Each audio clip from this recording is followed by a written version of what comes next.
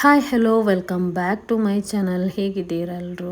Hope you guys all good. ನಾನು ಕೂಡ ತುಂಬಾ ಚೆನ್ನಾಗಿದ್ದೀನಿ. ಸ್ವಲ್ಪ ಬ್ಯುಸಿ ಇದ್ದೆ, ಹಾಗೆ ಸ್ವಲ್ಪ ವೀಡಿಯೋ ಡಿಲೇ ಆಯಿತು ಹಾಕಲಿಕ್ಕೆ. ಸೊ ಅದನ್ನ ನೆಕ್ಸ್ಟ್ ವ್ಲಾಗಲ್ಲಿ ನಿಮಗೆ ಶೇರ್ ಮಾಡ್ತೀನಿ ಯಾಕೆ ಬ್ಯುಸಿ ಇದ್ದೆ ಅಂತ. ಸೊ ಹಾಗೆ ನಾನು ಮೊನ್ನೆ ಹೇಳಿದ್ದೆ ಹೈದ್ರಾಬಾದಿ ಚಿಕನ್ ದಮ್ ಬಿರಿಯಾನಿ ಮಾಡಿದ್ದೆ ಅಂತ. ಸೊ ಅದರ ಫ್ರೈಡೇ ದಿವಸನ ಮಾಡಿದ್ದೆ ಆ್ಯಕ್ಚುಲಿ. ಸೊ ಅದರ ರೆಸಿಪಿ ಹಾಕೋಣ ನಿಮ್ಮ ಜೊತೆ ಶೇರ್ ಮಾಡೋಣ ಅಂತ ಒಂದು ರೆಸಿಪಿ ಜೊತೆ ಚಿಕ್ಕದಾಗಿರುವ ಸ್ಯಾಟರ್ಡೇ ಏನಾಯಿತು ಅಂತಲ್ಲ ಈ ಲಾಗಲ್ಲಿ ನಾನು ಶೇರ್ ಮಾಡ್ತೀನಿ.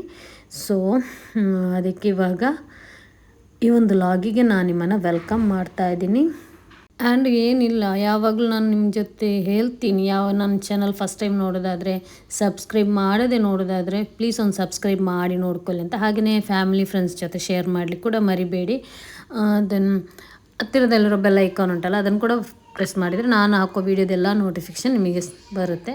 ಸೊ ಇವಾಗ ಆ್ಯಕ್ಚುಲಿ ಚಿಕನ್ ಮಂದಿ ಮಾಡೋಣ ಅಂತ ಹೊರಟಿದ್ದು ನಾನು, ಬಟ್ ಹಸ್ಬೆಂಡ್ ಹೇಳಿದ್ರು ಬೇಡ ಡಿಫ್ರೆಂಟಾಗಿ ಏನಾದರೂ ಮಾಡು ಅಂತ. ಸೊ ಆವಾಗ ಏನಾಯ್ತು ಅಂದರೆ ಇಲ್ಲಿ ಧನಿಯಾ ಪೌಡ್ರೆಲ್ಲ ಖಾಲಿ ಆಗಿತ್ತು. ಸೊ ಅದಕ್ಕೆ ಧನಿಯಾ ಹಾಗೆ ಸೋಂಪು ಜೀರಿಗೆ ಇದನ್ನು ಸ್ವಲ್ಪ ಸ್ವಲ್ಪ ಹಾಕಿ ಡ್ರೈ ರೋಸ್ಟ್ ಮಾಡಿ ತನಿಗೆ ಹಾಕಲಿಕ್ಕೆ ಬಿಟ್ಟಿದ್ದೀನಿ. ಅದನ್ನು ನಾನು ನಿಮಗೆ ತೋರಿಸಿದ್ದು. ಸೊ ಅದನ್ನು ಇವಾಗ ಪೌಡ್ರ್ ಮಾಡಿ ತೆಗೆದಿಟ್ಟಿದ್ದೀನಿ.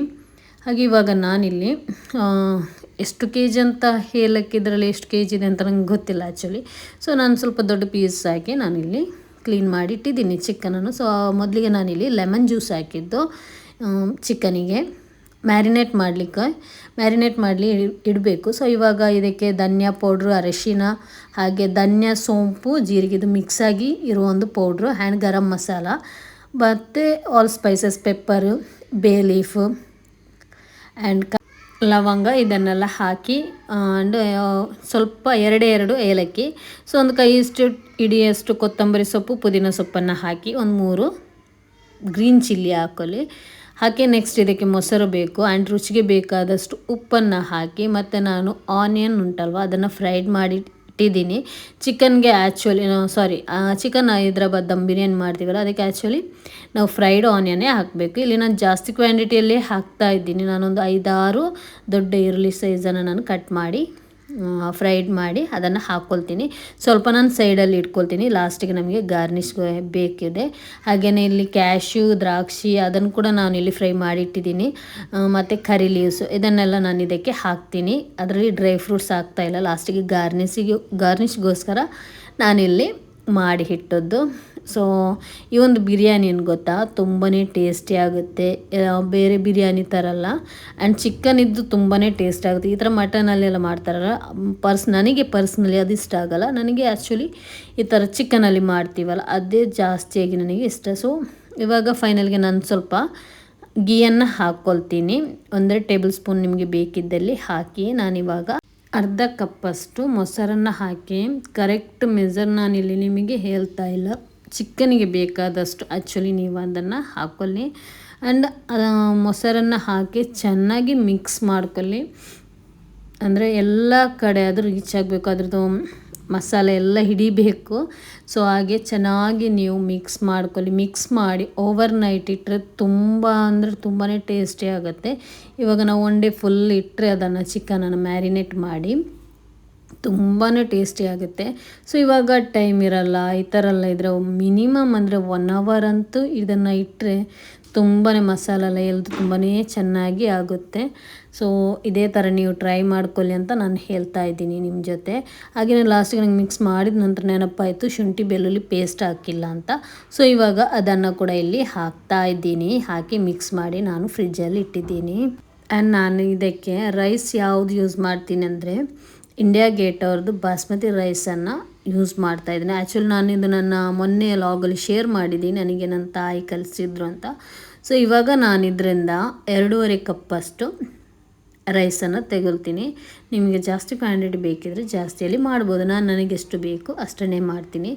ನಾನು ಇದನ್ನು ಸ್ವಲ್ಪ ಸ್ಯಾಟರ್ಡೇಗೆ ಕೂಡ ಬ್ರೇಕ್ಫಾಸ್ಟಿಗೆ ಸೇರಿಸಿ ಮಾಡ್ತಾ ಇದ್ದೀನಿ. ಆ್ಯಂಡ್ ಇವಾಗ ನಾನು ಇದನ್ನು ಸೋಕ್ ಮಾಡಿರ್ತೀನಿ. ಆ್ಯಂಡ್ ನಾನು ಚೆನ್ನಾಗಿ ವಾಶ್ ಮಾಡಿ ಒಂದು 20 ಮಿನಿಟ್ಸ್ ಅಷ್ಟೇ ನಾನು ಇದನ್ನು ಸೋಕ್ ಮಾಡಿ ಇಡ್ತೀನಿ. ಯಾಕೆಂದರೆ ಬೇಗನೆ ಇದು ಬೇಯುತ್ತೆ. ಅದಕ್ಕೋಸ್ಕರ ಇವಾಗ ಬಿರಿಯಾನಿಗೆ ಬೇಕಾದ ನೀರನ್ನು ನಾನೊಂದು ಪಾಟಲ್ಲಿ ಹಾಕ್ಕೊಂಡಿದ್ದೀನಿ. ಸೊ ಇದಕ್ಕೆ ನಾನು ಆಲ್ ಸ್ಪೈಸಸ್ ಹಾಕ್ತೀನಿ. ನಾರ್ಮಲ್ ಯಾವ ಸ್ಪೈಸಸ್ ಹಾಕ್ತೀವಿ ಅದನ್ನು ಹಾಕ್ತೀನಿ. ಅದ್ರ ಜೊತೆ ಪೆಪ್ಪರ್ ಮತ್ತು ಏಲಕ್ಕಿಯನ್ನು ಕೂಡ ಸೇರಿಸ್ತಾ ಇದ್ದೀನಿ. ನಾನು ಸ್ವಲ್ಪ ಕೊತ್ತಂಬರಿ ಸೊಪ್ಪು ಮತ್ತು ಪುದೀನ ಸೊಪ್ಪನ್ನು ಹಾಕ್ಕೊಳ್ತೀನಿ. ಆ್ಯಂಡ್ ನಿಮಗೆ ಗ್ರೀನ್ ಚಿಲ್ಲಿ ಬೇಕಿದ್ರೆ ಅದನ್ನು ಕೂಡ ಹಾಕ್ಬೋದು. ಇವಾಗ ನಮ್ಮದು ರೈಸ್ ಉದುರಾಗಿ ಬಿಟ್ಟು ಬರಬೇಕಂತ ಇದ್ದರೆ ಸ್ವಲ್ಪ ಗೀ ಆ್ಯಂಡ್ ಆಯಿಲ್ ಹಾಕಿ ಆದ ನಂತರ ಲೆಮನ್ ಜ್ಯೂಸನ್ನು ಕೂಡ ಹಾಕಿ ಸ್ಕಿಪ್ ಮಾಡ್ಕೊಳ್ಬೇಡಿ. ಆ್ಯಂಡ್ ಫ್ಲೇವರಿಗೋಸ್ಕರ ಸ್ವಲ್ಪ ಜೀರಿಗೆ ಕೂಡ ಹಾಕಿ ತುಂಬ ಅಂದರೆ ತುಂಬಾ ಟೇಸ್ಟಿಯಾಗುತ್ತೆ.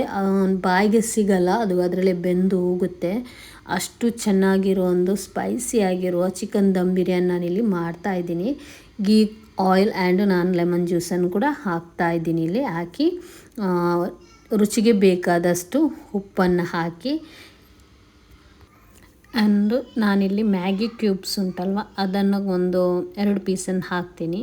ಹಾಗೆಯೇ ನಾನು ಮೊನ್ನೆ ಚಿಕನ್ ಕಟ್ಲೆಟ್ ಮಾಡಿದ್ದೆ. ಸೊ ಆವಾಗ ನಾನು ಚಿಕನ್ ಬೇಯಿಸಿದ್ದೆ ನೀರನ್ನು ಬಿಸಾಕಿರಲಿಲ್ಲ. ಸೊ ಅದನ್ನು ಎತ್ತಿಟ್ಟಿದ್ದೆ. ಯಾಕೆಂದರೆ ನಾನು ಫ್ರೈಡೇ ಈವ್ನಿಂಗ್ ಚಿಕನ್ ಕಟ್ಲೆಟ್ ಮಾಡಿದೆ. ನನ್ನ ಮೈಂಡಲ್ಲಿತ್ತು ನಾನು ಏನಾದರೂ ಮಂದ್ಯ ಅಥವಾ ಫ್ರೈಡೇ ನೈಟಿಗೆ ಬಿರಿಯಾನಿ ಏನಾದರೂ ಸ್ಪೆಷಲಿ ಮಾಡಬೇಕಂತ ಅಂದ್ಕೊಳ್ತಾ ಇದ್ದೆ ಅಲ್ವಾ. ಸೊ ಅವಾಗ ಏನು ಮಾಡಿದೆ, ಅದನ್ನು ಎತ್ತಿಟ್ಟಿದ್ದೆ. ಸೊ ಅದನ್ನು ಕೂಡ ಇವಾಗ ಹಾಕ್ತಾಯಿದ್ದೀನಿ. ಈ ಥರ ನಾವು ಚಿಕನ್ ಬೇಯಿಸಿದ್ದು ನೀರಲ್ಲಿದ್ದರೆ ಯಾವಾಗಲೂ ಬಿಸಾಕಬಾರ್ದು, ಬೇಡ ಅಂತೇಳಿ ನಾವು ರೈಸಿಗೆ ಗೀ ರೈಸಿಗೆ ಈ ಥರ ಎಲ್ಲ ಹಾಕಿದರೆ ತುಂಬ ಅಂದರೆ ತುಂಬಾ ಚೆನ್ನಾಗಿ ಟೇಸ್ಟ್ ಬರುತ್ತೆ. ಆ್ಯಂಡ್ ನಮಗೆ ಅದರದ್ದು ಕಲರ್ ಕೂಡ ಇವಾಗ ಆರ್ಟಿಫಿಷಿಯಲ್ ಕಲರ್ ಆ್ಯಡ್ ಮಾಡುವ ಅವಶ್ಯಕತೆಯೂ ಇರಲ್ಲ. ಯಾಕಂದರೆ ನಾವು ಚಿಕನ್ ಬೇಯಿಸುವಾಗ ಅರಿಶಿನ ಉಪ್ಪೆಲ್ಲ ಹಾಕಿ ಬೇಯಿಸ್ತಿರೋ ಅದ್ರದ್ದು ಆ್ಯಕ್ಚುಲಿ ಅದೇ ಕಲರ್ ನಮಗೆ ಸಿಗುತ್ತೆ. ಸೊ ಎಲ್ಲೋ ರೈಸ್ ಆಗಿ ನಮಗೆ ನಮ್ಮದು ಚಿಕನ್ ಏನಂದರೆ ಹೈದ್ರಾಬಾದಿ ದಮ್ ಬಿರಿಯಾನಿ ಮಾಡ್ತೀವಲ್ಲ ಅದರದ್ದು ಎಲ್ಲೋ ಕಲರಾಗಿ ರೈಸ್ ಬರುತ್ತೆ. ಸೊ ಇವಾಗ ಇದನ್ನೆಲ್ಲ ಹಾಕಿ ನಾನು ಮಿಕ್ಸ್ ಮಾಡಿ ಕುದಿಲಿಕ್ಕೆ ಬಿಡ್ತೀನಿ. ಇದು ಚೆನ್ನಾಗಿ ಕುದಿ ಬಂದಾಗ ನಾವು ಸೋಕ್ ಮಾಡಿಟ್ಟ ರೈಸ್ ಉಂಟಲ್ವ ಅದನ್ನು ಇದಕ್ಕೆ ಹಾಕಿ ಇದನ್ನು ಜಾಸ್ತಿ ಬೇಯಿಸಬೇಡಿ. ಇವಾಗ ನಾವು 90% ಕುಕ್ ಮಾಡಿ 10% ದಮ್ಮಲ್ಲಿ ಇಡ್ತೀವಿ. ಬಟ್ ಇದು ಹಾಗೆಲ್ಲ 40% ನಾವು ಕುಕ್ ಮಾಡಿದರೆ ಸಾಕು. ಅಂದರೆ ಸ್ವಲ್ಪ ತುಂಬ ಓವರಾಗಿ ಕುಕ್ ಆಗಿರಬಾರ್ದು, ಬೆಂದಿರಬಾರ್ದು, ಸ್ವಲ್ಪ ಮೀಡಿಯಮ್ ಆಗಿ ಬೆಂದರೆ ಸಾಕು.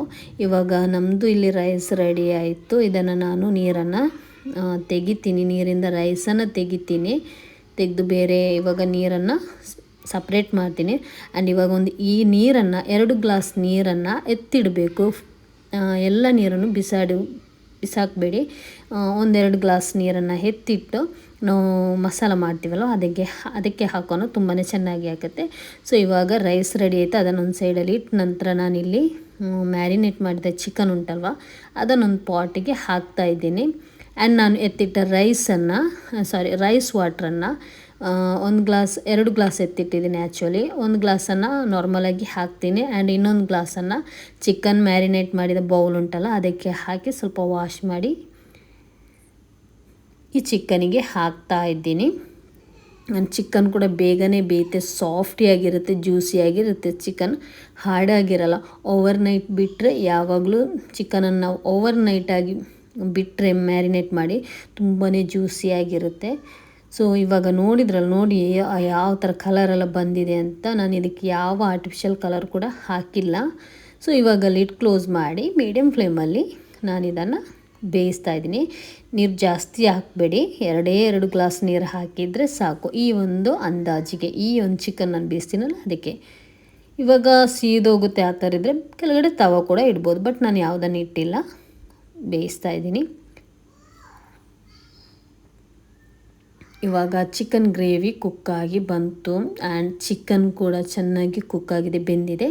ಸೊ ಇವಾಗ ಇದನ್ನು ಫ್ಲೇಮ್ ಆಫ್ ಮಾಡಿ ನಾನು ಇದರ ಮೇಲೆ ರೈಸ್ ಹಾಕ್ತಾ ಇದ್ದೀನಿ. ಈ ಒಂದು 2.5 ಗ್ಲಾಸಿಗೆ ಈ ಒಂದು ಗ್ರೇವಿ ಕರೆಕ್ಟಾಗಿ ಬರುತ್ತೆ, ಕರೆಕ್ಟಾಗಿ ಮಸಾಲ ಕೂಡ ಇಡ್ತಿದೆ. ತುಂಬ ಅಂದರೆ ತುಂಬಾ ಟೇಸ್ಟಿಯಾಗಿದೆ ಫ್ರೆಂಡ್ಸ್. ನೀವು ಇದನ್ನು ಮಿಸ್ ಮಾಡಿಬಿಟ್ಟು, ನಾನು ಒಮ್ಮೆ ಮೊದಲು ಕೂಡ ಇದನ್ನು ಹಾಕಿದ್ದೆ ಹೈದ್ರಾಬಾದಿ ಬಿರಿಯಾನಿನ.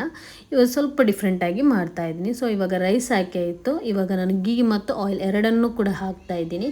ಹಾಗೆ ಗಾರ್ನಿಷ್ಗೆ ಇಲ್ಲಿ ಕೊತ್ತಂಬರಿ ಸೊಪ್ಪು, ಫ್ರೈಡ್ ಆನಿಯನ್ ಆ್ಯಂಡ್ ಆವಾಗಲೇ ನಾನು ಹೇಳಿದ್ದೆ ಫ್ರೈ ಮಾಡಿಟ್ಟಿದ್ದೆಲ್ಲ curry leaves and dry fruits ಅದನ್ನು ಕೂಡ ಹಾಕ್ತೀನಿ. ಡ್ರೈ ಫ್ರೂಟ್ಸಲ್ಲಿ ನಾನು ಗೇರು ಬೀಜ ಆ್ಯಂಡ್ ಒಣ ದ್ರಾಕ್ಷಿಯನ್ನು ಹಾಕ್ತಾಯಿದ್ದೀನಿ. ಇವಾಗ ನಾನು ಇದಕ್ಕೆ ದಮ್ಮಿಗೋಸ್ಕರ ಚಾರ್ಕೋಲು ಸ್ವಲ್ಪ ಚಾರ್ಕೋಲ್ ಹಾಕ್ತೀನಿ ಒಂದು ಪೀಸನ್ನು. ಸೊ ಇವಾಗ ನಂತರ ಗೀ ಮುಗಿತ್ತು, ಅದಕ್ಕೆ ನಾನೇನು ಮಾಡಿದೆ ಅಂದರೆ ಆಯಿಲನ್ನು ಹಾಕ್ತಾಯಿದ್ದೀನಿ. ಆಯಿಲ್ ಹಾಕಿ ಅದರಲ್ಲಿ ಹೋಲ್ ಇತ್ತು, ಅದಕ್ಕೆ ನಾನು ಬಟ್ರ್ ಪೇಪರ್ ಹಾಕ್ತಾಯಿದ್ದೀನಿ. ನಿಮಗೆ ಫಾಯಿಲ್ ಪೇಪರ್ ಇದ್ದರೆ ಫಾಯಿಲ್ ಪೇಪರಲ್ಲಿ ಕವರ್ ಮಾಡ್ಬೋದು. ಬೇಕಾದರೆ ತವ ಇಟ್ಕೊಳ್ಳಿ. ನಾನು ತವ ಇಟ್ಕೊಂಡಿದ್ದೀನಿ ಇಲ್ಲಿ. ಐ ಫ್ಲೇಮಲ್ಲಿ ಇಟ್ಟು ದಮ್ ಬಂತು. ದಮ್ ಅಂತೂ ಬರುವಾಗ ತುಂಬಾ ಒಂದು ಪರಿಮಳ, ಚೆನ್ನಾಗಿರುವ ಪರಿಮಳ ಬರ್ತಾಯಿತ್ತು. ಆವಾಗಲೇ ತಿನ್ನಬೇಕಂತ. ಆ್ಯಕ್ಚುಲಿ ನಾವು ದಮ್ಮಲ್ಲಿ ಇಡ್ತೀವಲ್ವ, ಆವಾಗಲೇ ನಾವು ಕೈ ಇಟ್ಟು ಮಿಕ್ಸ್ ಮಾಡಬಾರ್ದು. ಒಂದು 10 ಮಿನಿಟ್ಸ್ ಅಂತ ಅದನ್ನು ಬಿಡಬೇಕು. ಅದ ನಂತರ ನಾವು ಓಪನ್ ಮಾಡಿ ಮಿಕ್ಸ್ ಮಾಡಬೇಕು. ಇವಾಗ ನೋಡಿ ಯಾವ ಥರ ಉದ್ರುದ್ರು ಬಂದಿದೆ ಅಂದರೆ ರೈಸ್ ತುಂಬ ಅಂದರೆ ತುಂಬಾ ಚೆನ್ನಾಗಿ ಬಂದಿದೆ. ಸೊ ಇವಾಗ ಗ್ರೇವಿ ಮತ್ತು ರೈಸನ್ನು ಒಟ್ಟಿಗೆ ಮಿಕ್ಸ್ ಮಾಡ್ಕೊಳ್ಳೋಣ. ಮಿಕ್ಸ್ ಮಾಡುವಾಗ ನನಗೆ ಚಿಕನ್ ದೊಡ್ಡ ದೊಡ್ಡ ಪೀಸ್ ಇತ್ತಲ್ವ, ಅದು ನನಗೆ ಚಿಕನ್ ಕಟ್ಟಾದಾಗೆ ಆಗ್ತದೆ. ಚೆಂದ ಕುಕ್ ಆಗಿದೆ ಚಿಕನ್. ಅದಕ್ಕೆ ನಾನು ಇವಾಗ ಚಿಕನ್ ಎತ್ತಿಟ್ಟು ಇವಾಗ ಇದನ್ನು ಮಿಕ್ಸ್ ಮಾಡಿದ್ದೀನಿ. ತುಂಬ ಟೇಸ್ಟಿಯಾಗಿದೆ ಫ್ರೆಂಡ್ಸ್. ನೀವಂತೂ ಮಿಸ್ ಮಾಡಬೇಡಿ ಈ ಬಿರಿಯಾನಿಯನ್ನು, ಟ್ರೈ ಮಾಡ್ಕೊಳ್ಳಿ. ಸೊ ಇವಾಗ ಮೇಲ್ಗಡೆ ಚಿಕನ್ ಹಾಕಿ ಆ್ಯಂಡ್ ಅದೇ ಗಾರ್ನಿಷ್ಗೆ normal curry leaves, fried onion, cashew and ಕಿಸ್ಮಿಸಿ ಅದನ್ನು ಕೂಡ ಹಾಕ್ತೀನಿ. ಸೊ ಇಷ್ಟೇ, ಬಿರಿಯಾನಿ ಇವಾಗ ಇಲ್ಲಿ ರೆಡಿ ಆಯಿತು. ಸೊ ಇದು ಫ್ರೈಡೇ ಲಾಗಲ್ಲಿ ನಾನು ನಿಮ್ಮ ಜೊತೆ ಶೇರ್ ಮಾಡಿದ್ದೇನೆ, ಫ್ರೈಡೇ ನಾನು ಬಿರಿಯಾನಿ ಮಾಡಿದ್ದೀನಿ ಅಂತ. ಇವಾಗ ನೆಕ್ಸ್ಟ್ ಡೇ ಸ್ಯಾಟರ್ಡೆ ಮಕ್ಕಳನ್ನ ಶಾಲೆಗೆಲ್ಲ ಕಲಿಸಿದ್ದೆ. ಆ್ಯಕ್ಚುಲಿ ನೀರಿರಲಿಲ್ಲ, ನಾನು ಬಿರಿಯಾನಿಯಲ್ಲಿ ಅಡ್ಜಸ್ಟ್ ಮಾಡಿದ್ದೀನಿ. ಮಕ್ಕಳು ಬರುವಷ್ಟಿಗೆ ಜೋರು ಮಳೆ ಬರ್ತಾಯಿತ್ತು. ಸೊ ನಾನು ಅವಾಗ ಜಾಕ್ ಫ್ರೂಟ್ ಕೂಡ ಇತ್ತು, ಅದನ್ನು ತಿಂತಾ ಇದ್ದೆ. ಆ್ಯಕ್ಚುಲಿ ಬಸ್ಸಲ್ಲಿ ಬರ್ತಾರೆ ವ್ಯಾನಲ್ಲಿ. ಸೊ ಕೆಳಗಡೆ ಛತ್ರಿ ತಗೊಂಡು ಹೋಗಿರಲಿಲ್ಲ, ಅದಕ್ಕೆ ನನ್ನ ಹಸ್ಬೆಂಡ್ ಹೋಗಿ ಕರ್ಕೊಂಡು ಬರ್ತಾ ಇದ್ದಾರೆ ವ್ಯಾನಿಂದ ಇಳ್ಕೊಂಡು. ಅವತ್ತಿನ ದಿವಸ ನೀರೇ ಇರಲಿಲ್ಲ, ನಮ್ಮ ಮೋಟ್ರ್ ಹಾಳಾಗಿತ್ತು. ನಾನು ಏನು ಸ್ವಲ್ಪನೂ ಕುಕ್ ಮಾಡಿಲ್ಲ. ಸ್ವಲ್ಪ ರಾತ್ರಿದು ಬಿರಿಯಾನಿ ಇತ್ತು, ಅದು ಯಾರಿಗೂ ಸಾಕಾಗಲ್ಲ ಅಂತೇಳಿ ನನ್ನ ಹಸ್ಬೆಂಡು ಆರ್ಡ್ರ್ ಮಾಡಿದರು. ನಾರ್ಮಲ್ ಆ್ಯಸ್ ಯೂಸ್ವಲ್, ಏನು ಮನೇಲಿ ಕುಕ್ ಮಾಡಿಲ್ಲ ಅಂದರೆ ಆರ್ಡ್ರ್ ಮಾಡ್ತೀವಿ. ಸೊ ಅವತ್ತಿನ ದಿವಸ ನಾನು ಬ್ರೋಸ್ಟೆಡ್ ಮಾಡಿದ್ದೀನಿ. ಸೊ ಇವಾಗ ಏನು ಸ್ಯಾಟರ್ಡೆ ಈ ಥರ ಹೋಯ್ತು ನಮ್ಮ ಲಾಗ್. ಈ ಲಾಗನ್ನು ಇಲ್ಲಿಗೆ ವೈಂಡ್ ಅಪ್ ಮಾಡ್ತಾ ಇದ್ದೀನಿ ಫ್ರೆಂಡ್ಸ್. ಇನ್ನು ಸಿಗೋಣ ನೆಕ್ಸ್ಟ್ ಲಾಗ್ ಜೊತೆ. ಏನೆಲ್ಲ ಸ್ಪೆಷಲ್ ಆಯಿತು, ಎಲ್ಲಿಗೆಲ್ಲ ಹೋದೆ ಅಂತ ನೆಕ್ಸ್ಟ್ ಲಾಗಲ್ಲಿ ನಿಮಗೆ ಶೇರ್ ಮಾಡ್ತೀನಿ. ಸೊ ಅಲ್ಲಿವರೆಗೂ bye, take care, thank you for watching.